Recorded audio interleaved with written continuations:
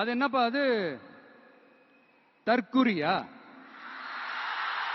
நம்ம டிவிகேக்கு சப்போர்ட் பண்ற கோடிக்கணக்கான லட்சக்கணக்கான மக்கள், நம்மளுடைய நண்பா நண்பிகள், நம்மளுடைய ஜென்சி கிட்ஸ்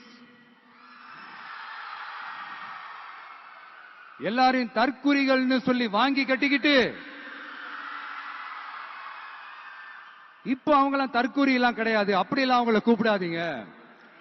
அவங்க சங்கிகள்லாம் கிடையாது, அப்படியெல்லாம் அவங்கள கூப்பிடாதீங்கன்னு சொல்லி ஒரு குரல்.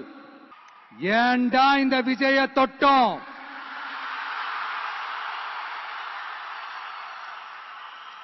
ஏண்டா விஜய் கூட இருக்கிற அந்த மக்களை தொட்டோம்? நினைச்சு நினைச்சு நினைச்சு ஃபீல் பண்ண போறீங்க. அப்புறம் நமக்கு இந்த அரசியல் புரிதல்லாம் இல்ல, அது இல்ல, இது இல்ல. அப்புறம் நான் கேட்கிறேன், மக்கள் எல்லாரும் உங்களுக்கு தற்குறிகளா?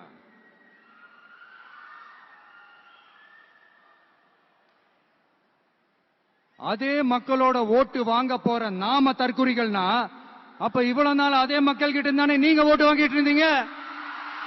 அப்ப நீங்க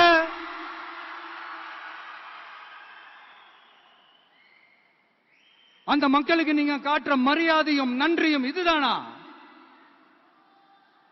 ஒண்ணு மட்டும் சொல்றேன், எழுதி வச்சுக்கோங்க. இந்த தற்குறி தற்குறின்னு சொல்றீங்கல்ல, இந்த தற்குறிகள்லாம் ஒன்னா சேர்ந்துதான் வாழ்நாள் பூரா விடையை கண்டுபிடிக்காத முடியாத அளவுக்கு உங்க அரசியலே ஒரு கேள்விக்குறியாக்க போறாங்க.